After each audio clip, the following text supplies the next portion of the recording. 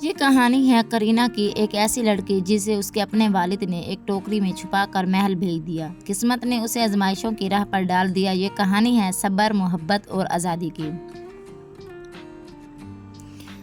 یہ کہانی ہے کرینہ کی۔ ایک دفعہ کا ذکر ہے کہ ایک چھوٹے سے گاؤں میں ایک آدمی رہتا تھا جس کے پاس خوبصورت ناشپاتیوں کے درختوں کا ایک باغ تھا۔ ہر سال اسے بادشاہ کو کرایہ ادا کرنا ہوتا تھا، جو 4 ٹوکریوں بھر کر ناشپاتیاں دینے کی صورت میں تھا۔ اس کی سب سے چھوٹی بیٹی کرینہ اپنے والد کے باغ میں مدد کرنا بہت پسند کرتی تھی۔ اس کی آنکھیں چمکدار اور تجسس سے بھری ہوئی تھیں اور اس کے سنہرے بھورے بال سورج کی روشنی میں چمکتے تھے۔ اس کے ننھے ہاتھ بڑی محنت سے کام کرتے، وہ درختوں سے پکی ہوئی ناشپاتیاں توڑتی اور احتیاط سے ٹوکریوں میں رکھ دی۔ مگر اس سال درختوں نے صرف 3.5 ٹوکریاں ناشپاتیاں دی۔ باپ کا دل فکر سے بوجھل ہو گیا، کیونکہ وہ جانتا تھا کہ بادشاہ کی شرائط سخت تھی۔ مایوسی کے عالم میں اس نے ایک دہلا دینے والا فیصلہ کیا۔ کرینہ کو آخری ٹوکری میں بٹھا دیا اور اسے ناشپاتیوں سے ڈھانپ دیا تاکہ ٹوکری بھری ہوئی نظر آئے۔ جب نوکر ٹوکریوں کو محل لے کر جا رہے تھے، کرینہ ناشپاتیوں کے نیچے سے چھپ کر جھانکتی رہی۔ وہ خوفزدہ تھی، کیونکہ وہ پہلے کبھی اپنے والدین سے دور نہیں ہوئی تھی۔ جب ٹوکریوں کو کھولا گیا تو محل کے نوکروں نے اسے دیکھ کر حیرت سے سانسیں روک لی۔ وہ پھٹی پھٹی آنکھوں سے اس ننھی بچی کو دیکھنے لگے جو ناشپاتیوں کے درمیان بیٹھی ہوئی تھی۔ اس کے ہاتھ میں ایک آدھی کھائی ہوئی ناشپاتی تھی۔ بادشاہ نے اسے سزا دینے کی بجائے محل کی خادمہ بنا لیا۔ اسے سب سے کم تر کام دیے گئے، فرش صاف کرنا، برتن مانجنا اور بھری پانی کے گھڑے اٹھا کر لانا۔ اپنی سخت زندگی کے باوجود وہ ایک غیر معمولی حسن کی ملکہ بن گئی۔ اس کی چمکدار بے داغ جلد اور گہرے اسما جیسی آنکھیں ہر کسی کو مسحور کر دیتی، لیکن اس کے حسن حسد کو جنم دیا۔ سلطنت کی شہزادی، جو خود پسند اور مغرور تھی، اسے سخت ناپسند کرنے لگی۔ وہ یہ برداشت نہیں کر سکتی تھی کہ کرینہ کی قدرتی خوبصورتی اس کے محنت سے سنوارے گئے حسن سے زیادہ چمک رہی ہو۔ اس نے کرینہ پر ظلم کرنے کے لیے اس پر سخت اور ظالمانہ کام تھوپ دیے۔ وہ اپنے تمام کپڑے دھونے کے لیے کرینہ کو قریبی ندی پر بھیج دی۔ کرینہ دل و جان سے کپڑے دھوتی اور اس کے دلکشی ندی کو اور بھی حسین بنا دیتی۔ ایک گرم دوپہر شہزادی نے اسے تپتی دھوپ میں کھیتوں میں مٹر چننے کے لیے بھیجا۔ کام کے دوران کرینہ نے اچانک اپنے ماں باپ کو دیکھا جو وہاں پھل بیچنے آئے تھے۔ اس کی آنکھیں آنسوؤں سے بھر گئی اور وہ دوڑتی ہوئی ان کے پاس پہنچی۔ آپ نے مجھے کیوں بھیج دیا؟ وہ سسک کر پڑی۔ اس سے پہلے کہ وہ مزید کچھ کہہ پاتی، شہزادی کے محافظ پہنچ گئے اور کرینہ سے کہا کہ وہ کام روک کر کسی سے بات نہیں کر سکتی۔ اس کے والدین شرمندہ کھڑے رہے۔ ان کے پاس کہنے کو کوئی الفاظ نہ تھے۔ ان کی آنکھوں میں صرف پچھتاوا تھا۔ انہوں نے کبھی اسے ڈھونڈنے کی کوشش بھی نہیں کی تھی، یہ مان کر کہ وہ ہمیشہ کے لیے کھو چکی ہے۔ ایک دن محل میں جشن تھا اور سب کو اجازت دی گئی کہ وہ اپنے پسندیدہ لباس پہنیں۔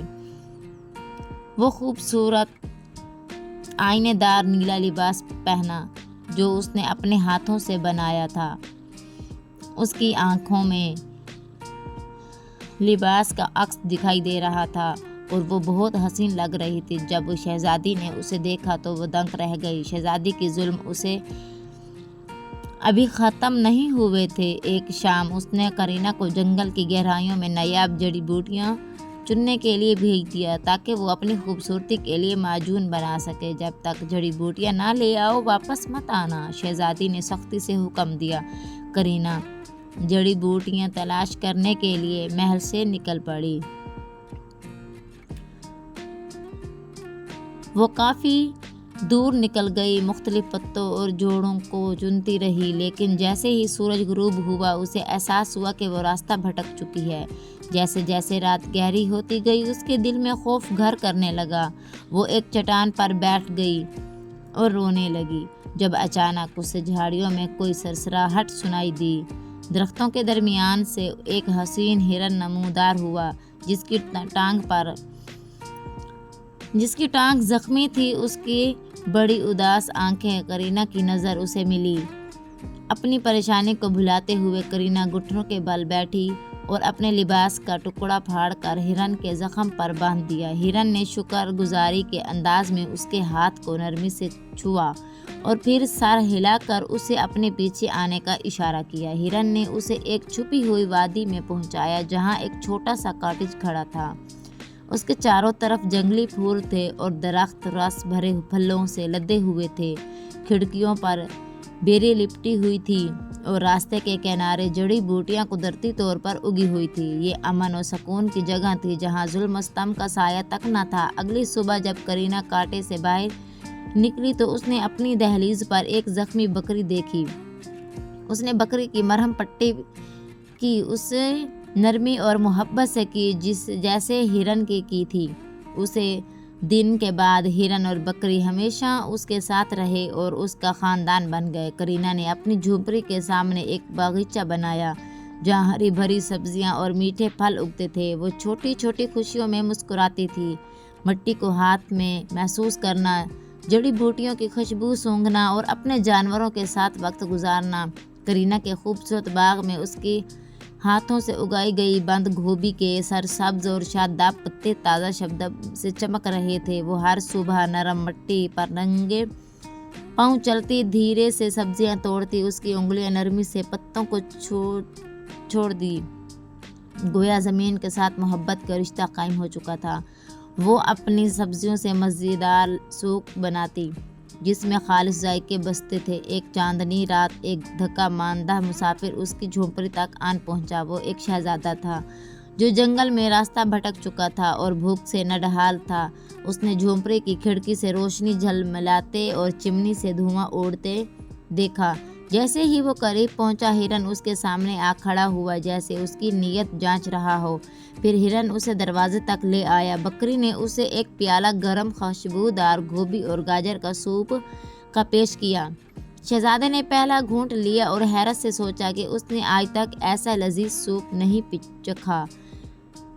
یہ کس نے بنایا؟ ہرن نے اسے کرینہ تک پہنچایا۔ وہ کسی اور دنیا کی لگتی تھی، نہ صرف حسین بلکہ سرپا نرمی، مہربانی اور خودداری۔ وہ دونوں ناشپاتی کے درخت کے نیچے بیٹھے اور کرینہ نے اسے اپنی کہانی سنائی، باپ کی بے رحمی، شہزادی کے ظلم اور اس جنگل میں ملنے والے سکون کی۔ اگلی صبح شہزادے نے التجا کی کہ میرے ساتھ چلو، میری دلہن بنو، میں تمہیں محل کی ہر خوشی دوں گا۔ کرینہ نے افسوس سے سر ہلایا، میں یہ جگہ چھوڑ نہیں سکتی جہاں مجھے سکون ملا ہے۔ دنیا خود غرض اور ظلم سے بھری ہوئی ہے۔ میرے والد نے مجھے چھوڑ دیا، شہزادی نے مجھے ستایا، لیکن یہاں میں آزاد ہوں، میں اس جنگل کی ہوں، اس باغ کی۔ شہزادہ بھاری دل کے ساتھ واپس چلا گیا، لیکن اس کے خیالات ہمیشہ کرینہ کے ساتھ رہے۔ وہ اپنے محل کے شاندار کمروں میں کوئی خوشی نہ پا سکا، نہ ہی اپنی سلطنت کی عیش و عشرت میں۔ اس کی ماں ملکہ نے اسے کوئی چہرے پر اداسی دیکھی اور پوچھا کہ اسے کیا پریشانی ہے۔ میں ایک ایسی عورت سے محبت کرتا ہوں جو جنگل کے جھونپڑے کو چھوڑنے کے لیے تیار نہیں۔ اس نے اعتراف کیا، وہ دولت کی نہیں بلکہ نرمی اور محبت کی قدر کرتی ہے۔ اسے خوشی اپنے باغ کو سجانے، اپنے جانوروں کی دیکھ بھال کرنے میں ملتی ہے۔ اور اگرچہ وہ پریشانی میں تھی لیکن آخرکار اس نے اجازت دے دی۔ اس نے کہا، اگر وہ تمہیں سکون دیتی ہے تو وہی جگہ تمہارے لیے بہتر ہے، لیکن مجھ سے وعدہ کرو کہ تم ہر مہینے ایک بار اسے لے کر محل آؤ گے تاکہ میں تم دونوں کو دیکھ سکوں۔ شہزادہ ایک لمحہ ضائع کیے بغیر دوبارہ جنگل کی طرف روانہ ہوا جہاں پہ کرینہ نے اسے حیرت سے دیکھا۔ تم واپس آ گئے، اس نے دھیمے لہجے میں کہا۔